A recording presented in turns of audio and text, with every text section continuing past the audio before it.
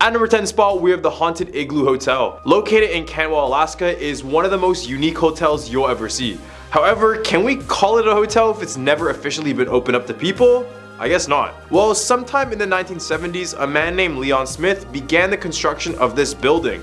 His original plan was to make it a never-before-seen hotel, but over the years, it never managed to open due to various code violations. For example, they had undersized windows, which didn't even meet the requirement of the state. And in the end, the building was too big to demolish, so it just stood there for the next 4 decades. Now, apart from this hotel looking pretty eerie, what makes it so scary? Well, because this is an area notorious for grizzly bear attacks, and many have been reported in the area surrounding the hotel. But what makes many stray far, far away is that some have said they saw a woman in white who haunts the ruins. She can be seen looking out of the windows and sometimes by the entrance. At our number 9 spot, we have the Baggage Towers. Before you arrive in Whittier, Alaska, you must go through a long, narrow tunnel, and when you get out, the place already has this creepy atmosphere. However, as you drive down this town, one building may stand out to you, and that's the Baggage Towers. At one point, this building held the entire population of the city, all while being used for other public facilities such as stores and even churches. They eventually gave it the nickname, the town under one roof, and it just makes sense. With everyone in the town being under the same roof, it was bound to happen that some restless spirits stayed in the building as well. And at one point, residents of the building reported a strange, dark, shadowy figure walking and even crawling around the hallways late at night. In the rooms, they would hear strange voices coming from dark places telling them just to come closer. And one notorious spirit that most residents know is the man that could be heard whistling across the building. Now, locals claim that it's even worse when snowfall hits because it just forces them to stay trapped inside of this supposed haunted building. At number 8 spot, we have Badarka Road. Many say this road exists, while others claim it was completely made up, but what could be true is the terrifying stories attached to this road. Apparently located in Chudjik is a road known to be haunted by a man and his young daughter. This is all because they lost their lives on this road and have never been put to rest. Story goes that a man and his 5-year-old daughter decided to drive down this stretch of road in order to gather firewood for their cabin that was nearby. When they stopped, the father grabbed his axe and proceeded to chop down a tree. When he was on to his next tree, he wanted a small break, so he kept his axe lodged into the tree. However, when he turned his back, his daughter wanted to impress him and she took out the axe, which caused the entire tree to fall on top of her, killing her instantly. The father was so distraught and just sat there with her lifeless body until he passed away from hypothermia. Now, if you happen to find this road and drive down it around 3 a.m., you may catch the father holding his bloody daughter asking for a ride. At number 7 spot, we have Chased by a UFO. On November 17th, 1986, Japan Airlines cargo flight 1628 was making a trip from Paris all the way to Narita, which is really close by to Tokyo, Japan. It was a pretty normal flight until they made it over eastern Alaska. This is when the crew began to spot 2 unidentified flying objects close by to their left side. They described the aircrafts having 2 rectangular arrays, which is probably their thrusters. And when these aircrafts got too close, the pilots of the Japan flight noted that they could feel the heat on their face. One of the aircrafts appeared to be twice the size of the cargo flight, and they said it kind of looked like a mothership of some sort. The pilots tried to do evasive maneuvers in order to avoid these UFOs, but they still continued their pursuit for little under an hour. Once the 2 aircrafts left the plane alone, a third one came out of nowhere and began to trail them. The pilots decided to contact air traffic control to identify the aircraft, but nothing could be distinguished. After the end of the 3-month investigation, they concluded that there wasn't enough material for proof, although they'd accepted the descriptions that the crew had left them. So this still remains unsolved, but who knows what the crew actually saw. At our number 6 spot, we have Scary Mary. One of the most famous legends told to many Alaskans is the story of Scary Mary. The story begins in the height of the Klondike Gold Rush, which occurred between 1896 to 1899. One day, a young beautiful woman named Mary came to the Golden North Hotel in Skagway with her fiance. They loved each other, and by the first day in the hotel, they had already made plans to marry one another. So the fiance decided to go off and get a fortune in the gold fields. However, as time went by, the man never ended up returning. Throughout this whole time, Mary was patiently waiting for his arrival back at the hotel. But at one point, she decided to lock herself in the room, knowing her fiance was probably never going to return. After another week, the hotel keepers decided to break down her door, only to find her deceased body while wearing a wedding dress that was meant for her wedding day. Now visitors tell us that she hasn't ever checked out at the hotel. People walking outside claim to see a pale figure wearing a wedding dress looking outside of the windows, while others claim to see her on the ceilings looking down at them when they're sleeping. In the hump of our list, we have the Eldred Rock Lighthouse. Right off of Alaska's coastline, is a small island notorious for the disasters that happened around it. This is the Eldred Rock Lighthouse in Haines Area, Alaska. The lighthouse stood strong for over 100 years, but it has been haunted ever since its construction. During the 1896 gold rush, many steamboats were bringing gold miners across the body of water that surrounds the lighthouse, and unfortunately, many of these ships didn't survive the journey. The most famous wreck was during February 1898, when the steamship named the Clara Nevada hit the rock with as many as 75 lives being lost. Ever since that disaster, the island has been haunted by the souls of the Clara Nevada. All the lighthouse keepers report the feeling of being watched when they go out on a nighttime walk, and some have even claimed to see shadowy figures peeking out of the water near the coastlines. At number 4 spot, we have University of Alaska poltergeist. The University of Alaska's Wendy William Auditorium seems to be a notorious place on campus for having a few of their own poltergeists. One of these being John Wendell Wendy Williamson himself. He was a former music professor who used to teach at the school, and students and staff members nowadays claim his spirit still lives in the room, since a lot of overnight staff will catch music being played in the auditorium only to find out that no one is in the whole hall. Psychics and other paranormal investigators have gone to the auditorium and said there are 5 other entities inside. These include a shadowy man seen in the backstage, an aggressive man who picks on brunettes, a teenage guy who is very welcoming, and a white lady who used to be a former student, and alongside a little girl that can be heard giggling during the lectures. Just imagine, you pay thousands of dollars to go to school only to be haunted by a family of ghosts. At number 3 spot, with the Qualupalik. The legend of the Qualupalik comes from the Inuit people and their icy Arctic waters. They're actually somewhat considered mermaids, but unlike any other regular mermaid, there is nothing attractive about this creature. These creatures are often depicted as having fins that jut out of their heads, backs and arms, and their webbed feet and hands are topped with long sharp claws.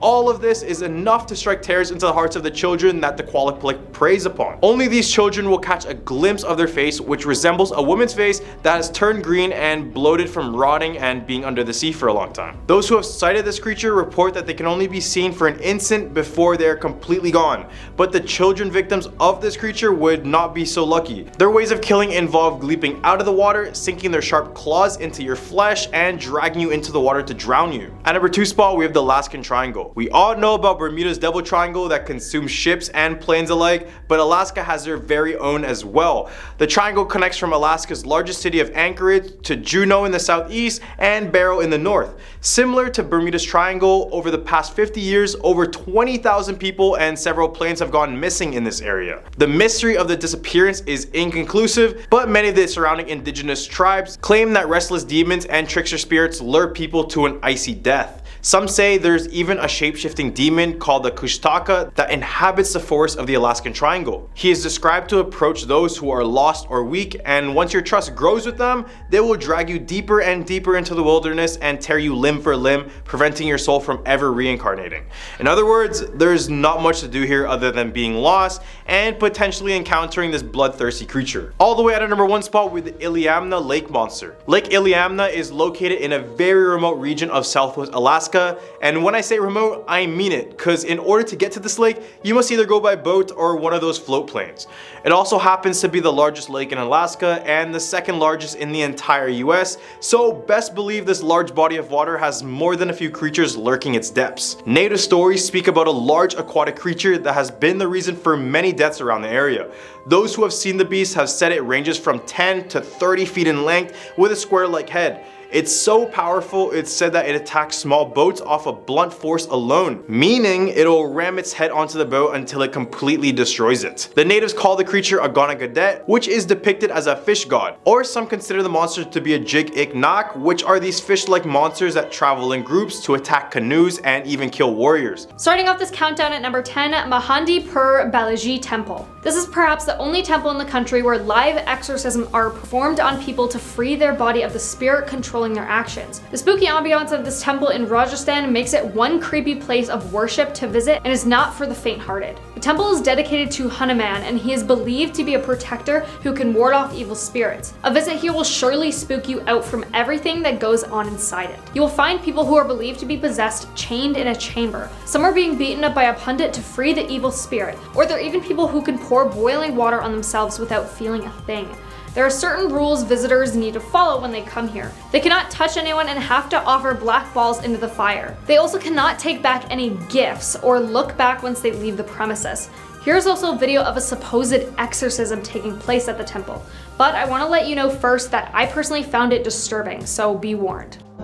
जय माता दी बोलो जयकारे सबकी बारे न्यारे जय माता दी जय माता दी जय माता दी जय माता दी Now at number 9, Hazrat Syed Ali Miradatar Dargah. This temple is said to be where people chain themselves to the walls here to get rid of evil spirits. Located in a fort-like structure in Unava village, this Dargah has been visited by women who are mentally affected, or possessed according to some people, for ages. People come here to drive evil spirits away, and there's consequently a lot of strange things that go on at the place. Local people warn others to not spend much time in that specific room where affected people are being helped by a religious master to remove evil spirits from the body, as the furious spirit might try to possess you while leaving that body. People from all religions, caste, and creed are welcome, however I don't know if you want to visit. Now at number 8, Shri Kestra Gondapur, Dattatreya Temple. This temple is in the Gulbarga district of Karnataka state in India.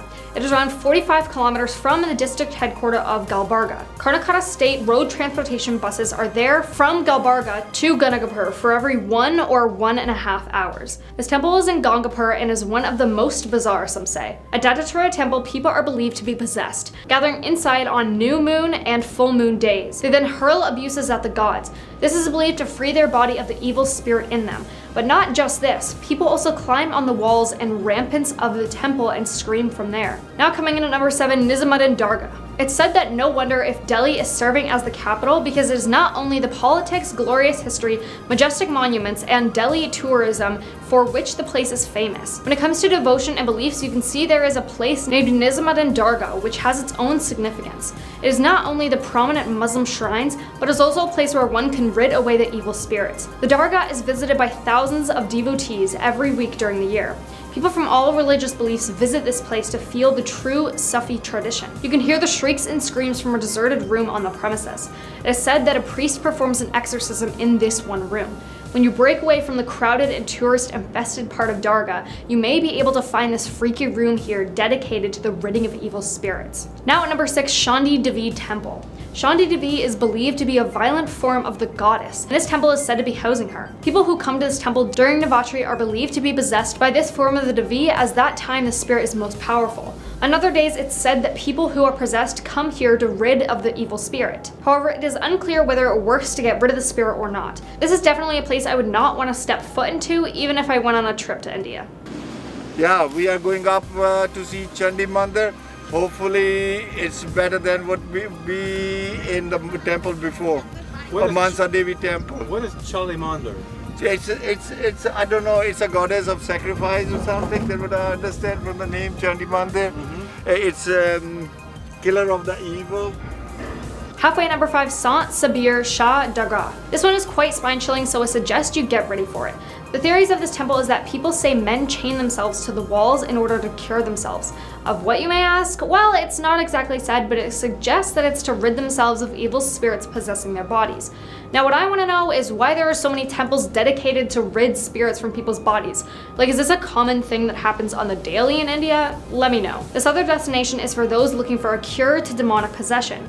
This is a place considered by many to be the most far out. It is a scary, unnerving place filled to the brim with people thought to be in control of a deviant spirit. Here you'll see women offering prayers in a trance-like otherworldly state, while young men in chains attached to the wall wait for their own cures. Now at number 4, Harsu Brahm Temple. The story of this temple in Bihar is that it was built for a Baharian man who wanted to get worshipped by the people. It's said that his soul still roams here, and people come here to pray to him to get rid of the spirit that is possessing their body. The temple is pretty discreet, and you'll have to ask locals to take you there in order to find it. But that's even if you want to go there, which I personally wouldn't, but that's just me.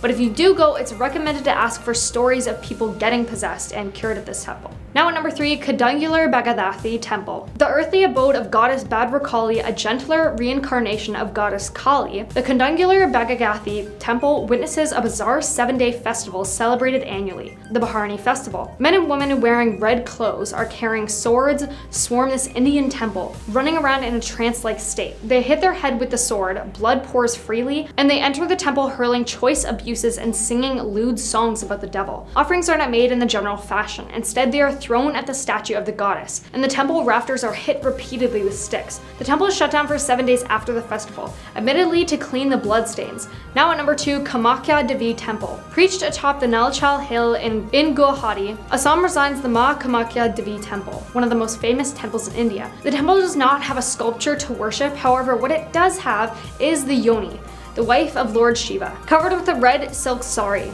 Every year during moon sun, the goddess menstruates, and the temple is closed down for 3 days. It is also when the Tantric Fertility Festival, or Ambubachi Mela, is celebrated here, till the 4th day when the temple reopens. It is also said that the underground spring that flows through the sanctum of the temple turns red on these 3 days.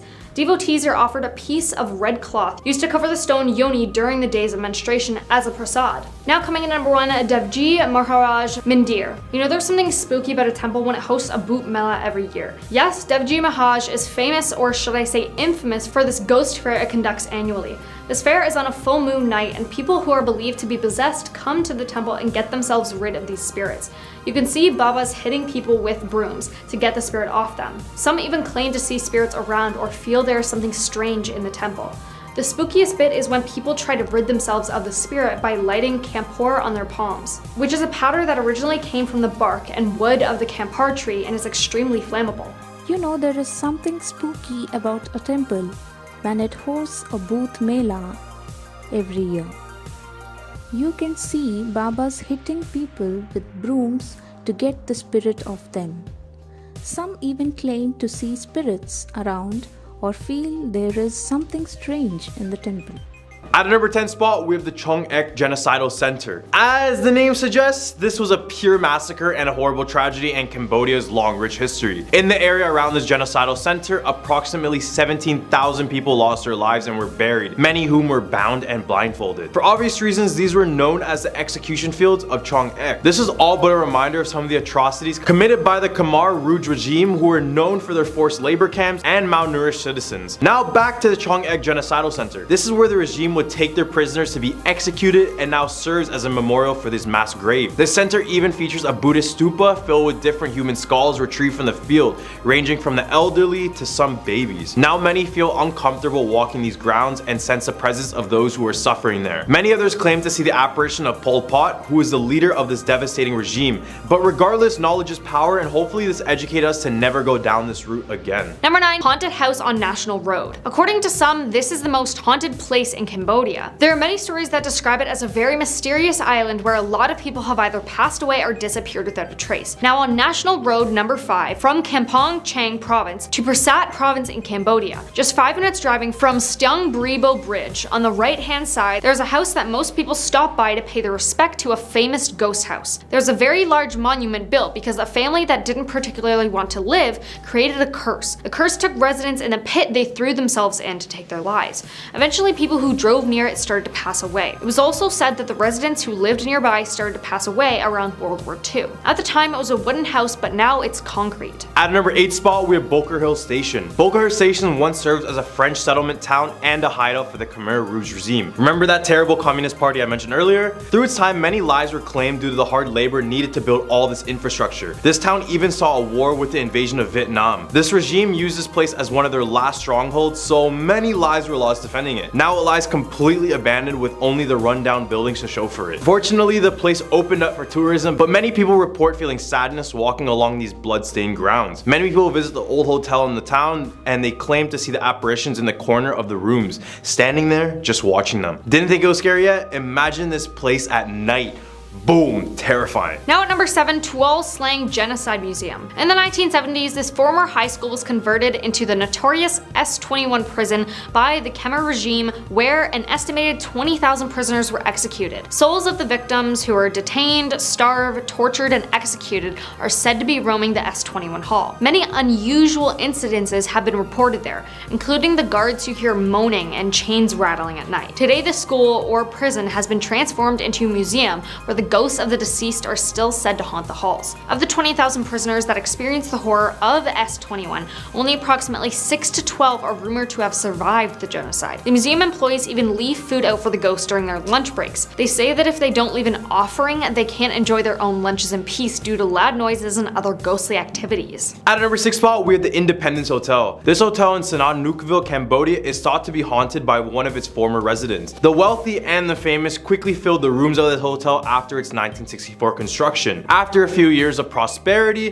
the hotel closed its doors in the mid-1970s to become a base for the Khmer Rouge soldiers. We can't escape this regime, can we? Rumors claim that the hotel conducted mass killings while using the swimming pool to house prisoners. It was abandoned and allowed to deteriorate before being restored in 1982 and serving as a hangout for UNTAC troops in the early 1990s. It was then shut down in 1999 and had a significant renovation and reopened to visitors in 2007. Despite the reopening, the new paint couldn't mask the atrocities done within the hotel. Guests would report cold spots in the rooms, and others would report an infamous spirit of a young girl who took her own life in one of the rooms, or even the aggressive spirits of the 4 robbers who were reportedly shot down in the mid-90s at the hotel. Think you can do a day at this hotel? Cause I can't. Halfway, number 5, Banana Ghost Tree. The story goes that a husband was sent abroad for business, and while away, the wife got sick and passed away. Her spirit became vengeful and started haunting the people of their village. When the husband returned, not knowing about his wife's passing, he quickly realized that the woman he found was not his wife, but her ghost when she unnaturally made her arm longer. He ran away from their house seeking help, but even after a proper burial, his deceased wife followed him to a Buddhist monk's house where he sought safety. As he was reciting prayers with closed eyes, his wife's ghost climbed one of the many banana trees near the monk's house, entered through a window, and immediately took the life of the man. A belief which many people still follow stems from this legend forbidding people from planting banana trees next to their houses, as her ghost spirit could enter through the house by climbing in on a banana leaf. If there was already a banana tree growing close by, all of the banana tree's leaves touching or near the house would usually be cut off for safety. At a number 4 spot, we have Kokor. Kokor is an island approximately 20 kilometers outside of the capital city of Cambodia. This place is a complete tropical paradise, but as they say, beauty is often deceiving. Turns out this island is nicknamed Murder Island, and it got this name because, you guessed it, the Khmer Rouge regime was here, and they established a prison where they would use it as an execution site. This prison was estimated to have claimed the lives of thousands of people due to physical abuse and malnourishment. This is why many residents of the island claim to see the ghosts of the former prisoners wearing their black shirts and crying out for help in the middle of the night. They even left a brutal display of the remains of those who lost their life on this island. Don't know about you, but I'm still hung up on the fact that it's called Murder Island. Shouldn't this be a no-brainer for all of you guys as well? Now at number 3, Champa Pagoda. During the broadcasting of a horrific night, a local radio programmee served as a channel for Cambodian people who would call in and share their paranormal experiences. Noah Vaseth, a government official residing in Stung Treng and a dedicated listener who tuned in on the show every Saturday and Sunday, said his life was almost taken by the ghosts while traveling along the road in front of Champa Pagoda in the Vay district. His story was this: it was 10 p.m. and I was on my way home from work. Suddenly, a bike ran into me. I avoided it and fell over, and then the bike just disappeared into thin air. This is not the first story of its kind to have been reported. Many claim that they have experienced similar incidences while traveling in the area, which is well known for being a place where hundreds of people passed from traffic accidents. At number 2 spot, we have the Kampong Cham Ghost House. In 2005, the movie The Haunted House was filmed in this house. Before the shooting, all the actors prayed and made a super ceremony to pay respect to the spirit inside the house.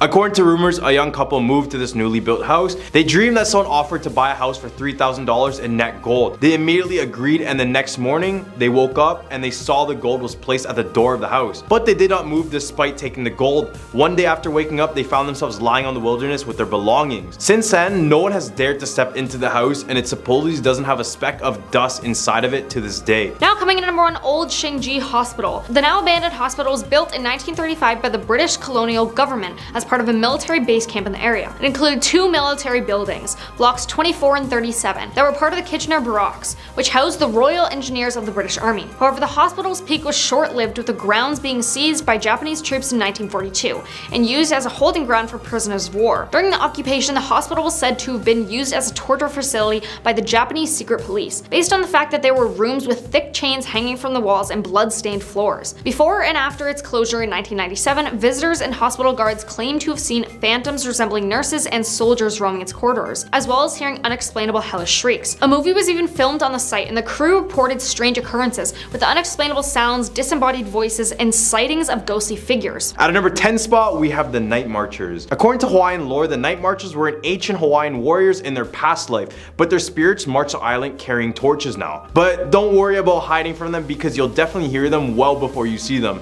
as they play a distinctly loud drum while they march. They're believed to be stuck on the island for many different reasons. Some of the claims are they are looking to reclaim rightful territory or avenge a battle they had previously lost. These spirits are not entirely evil, but they do demand respect. For example, if you are unfortunate enough to cross paths with them, try your best not to interrupt. And I'll stress you not to look into their eyes, as you will meet your doom from even one glance from these warriors. Since they are ghosts, nothing can stop them from their path, not even buildings. So when you see them, do exactly this.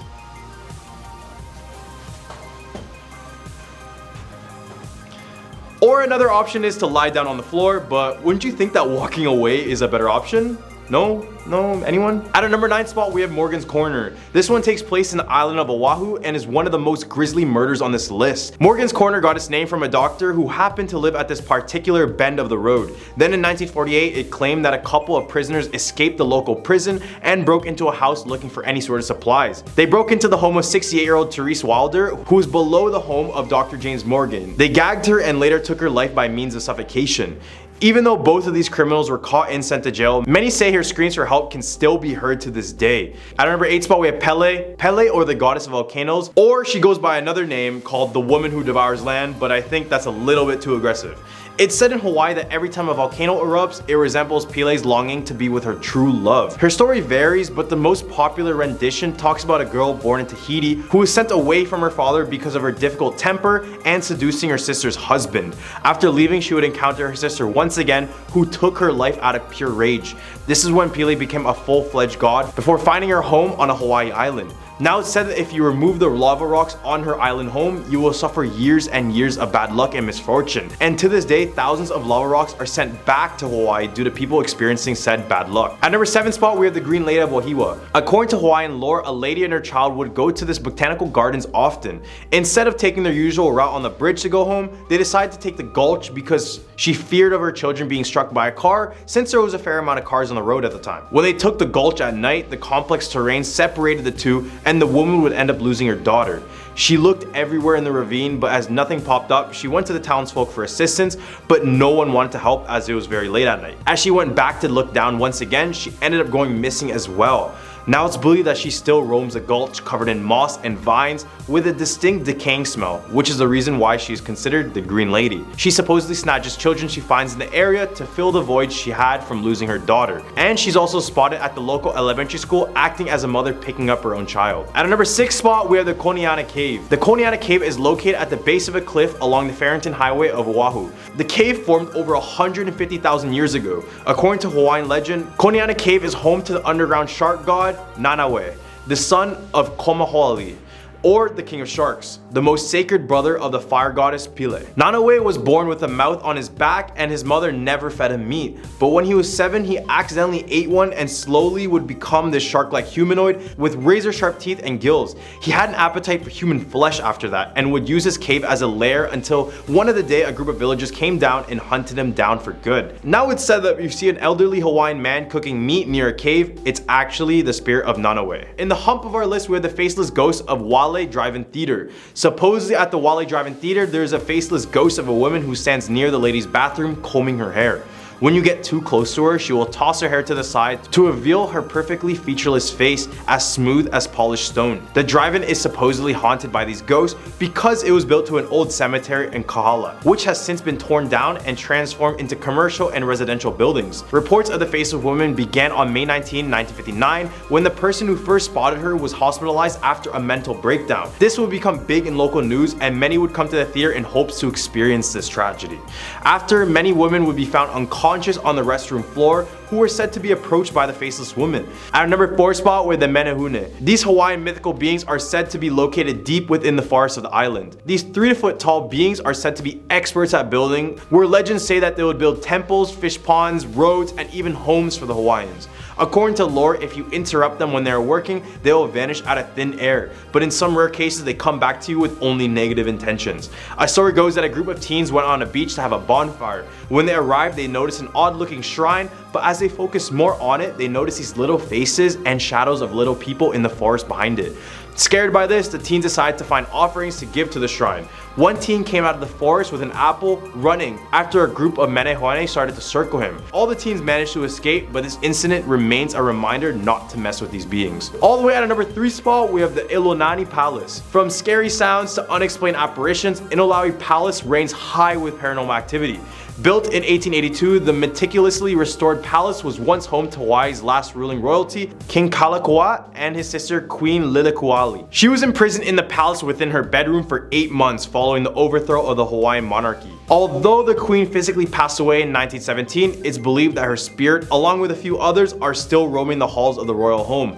Visitors on tours and security guards on duty have reported hearing footsteps, smelling the scent of burning cigars, and seeing the silhouette of a woman standing in the window of what was once the queen's bedroom. At number 2 spot, we have the Daniel K. Inouye International Airport. This international airport, located in Honolulu, is considered one of the most haunted airports in all of America, and for good reason. The airport is said to be haunted by the Lady in Waiting, who is a blonde girl who wears a white dress and appears in areas where people aren't allowed. The story goes that a woman fell for a man who pledged to marry her, but at a random turn of events, he took back his promise and vanished out of thin air. After she suspected the man left on a flight, she went to that airport and took her own life in one of the bathrooms. Now it's said that her spirit still remains in the airport, but is more prevalent in the bathrooms, with reports of her slamming the toilet seats and tugging on people's clothes. At the airport is said another ghost who is known for choking guests. It's said that this ghost sits on the chest of others and gives them the sensation of choking. Guess I'm taking a boat on my next Hawaii trip. At a number 1 spot, we have the ghost of Pearl Harbor. The Pearl Harbor incident was known as the reason for America's entry into World War II. This happened on December 7, 1941, when the Japanese led an attack to destroy as many military and civilian vessels in Pearl Harbor, Hawaii. This attack caused the casualties of around 2,400 US personnel, including 68 civilians, and damaged or destroyed 19 US Navy ships, including 8 battleships. It's said that the spirits of those who passed still remain on Pearl Harbor to this day. One of the ghosts that can be spotted on the grounds is the ghost of a man named Charlie.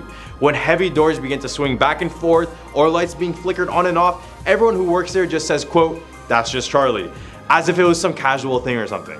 Don't know about you, but I would expect everyone who passed away from this attack to become malevolent ghosts in the future, but I guess this one just got tired of it all. As people approach the shrine built to commemorate the event, many claim to feel the instant feeling of sadness and a pain feeling. At a number 10 spot, we have the Devil's Chair. I mean, just by listening to the name, you already know there is zero goodness in this chair. So numerous physics and clairvoyants meet up year-round in Cassadaga, Florida, which is known as the state's spiritual hub to showcase their talents. Specifically, they meet up in Lake Helen Cemetery. As expected, this spiritual retreat is a hive of spiritual activity, but one place in particular is said to give you the shivers. The Devil's Chair of Cassadaga is a big brick chair, and it's so-called haunted because many locals think that if you sit in it late at night when no one is present, the devil will come and visit you. The chair is said to be the way for the devil to communicate with you, but the odd thing is that the devil actually enjoys a cold one, you know, a beer. It's said that if you leave an open beer on this chair, it will be empty in the morning. So just to be sure, make sure you don't take a little rest in the cemetery, because it could be a terrifying experience. Now at number 9, the Florida skunk ape, also known as the swamp cabbage man. The stink ape has been said to inhabit Florida, North Carolina, and Arkansas. The stories date back to the 60s and 70s, during the time of the Bigfoot mania, when the ape-like creature running on 2 legs was spotted in South Florida. The creature gets its name from its pungent odor, said to be a byproduct of living alongside alligators and other swamp inhabitants. There's actually an official skunk ape research headquarters in Okeechobee, where a researcher collects and investigates reports of swamp ape sightings. At a number 8 spot, we have the grave of the Tallahassee Witch. The Old City Cemetery in Tallahassee, Florida is not your regular graveyard. In this cemetery lies a supposed witch. Yes, a real witch. The witch went by the name of Elizabeth Budd Graham, or Bessie, who was only 23 when she passed away in 1889. Her tombstone is the most expensive and the most noticeable. It has this nice stone wall with large granite vases, sculpted feathers, and a cross inside of a crown. The legend goes that Elizabeth bewitched a wealthy man into marrying her, and this is why her tombstone looks like this. The scary thing is that her tomb has a dark witch references chiseled all around the stones. A lot of the writing is written in unique poem-like fashion, but some witch references she made was doubly dead, which means that a witch can only be dead once and killed twice. Others who visit the tombstone report feelings of unease, and they often report strange individuals leaving items at the tomb. To this day, it's said that the fellow witches often visit the grave to leave gifts for Bessie. Now at number 7, Spook Hill. In Lake Wales, there's a gravity hill that freaks out those traveling through by car. Stop your car in the right place on Spook Hill, put it in neutral, and watch as your vehicle rolls up the hill. On North Wales Drive, a sign says this: many years ago, an Indian village on Lake Wales was plagued by raids of a huge gator. The chief, a great warrior, killed the gator in a battle that created a small lake. The chief was buried on the north side. Pioneer mail riders first discovered their horses laboring downhill, thus naming it Spook Hill. When the road was paved, cars coasted uphill. Is this the gator seeking revenge, or is the chief still trying to protect his land? At our number 6 spot, we have Robert the Doll. Now, I did a whole top 10 on this haunted doll, so go check it out in the other video if you haven't already. For those staying and don't know him, the story of Robert the Doll dates back to the early 1900s in Key West, Florida. A young boy named Eugene was given this doll and he named him Robert. Everything was good until the doll started to act super strange one night. On this night, Eugene woke up and looked at his bedside, and scary enough, the doll was facing and staring right into his eyes. Eugene's mother heard the boy scream, but as she was running to the room, she heard furniture banging all across the room. When she finally got into the room, it was completely wrangled up with Robert the Doll sitting on the edge of the bed. They then decided to lock Robert into the attic, but at night they would hear Robert's footsteps above them. Then when Eugene passed away, Robert the Doll claimed the life of a 10-year-old girl, and the girl's parents reported that the daughter would complain about hearing the doll at night and seeing it walk. Halfway at number 5, Death Bridge. The Sunshine Skyway Bridge was a modern beauty when it opened in 1954.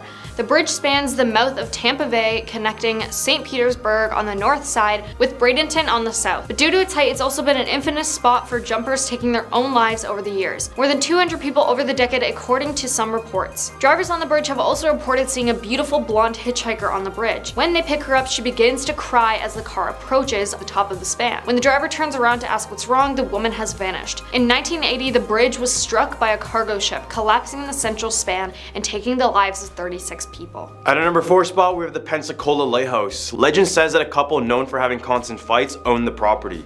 After a decade of living there, the lady randomly decided to take her husband's life, but she wasn't done yet. She proceeded to chop his body up in over 1,000 pieces and bury the pieces all around the lighthouse. The lighthouse's property also served as a place to treat Civil War soldiers, and many have passed away at the property as well. Visitors of the lighthouse claim to hear footsteps when no one else is there, and hearing their names being called throughout the whole building.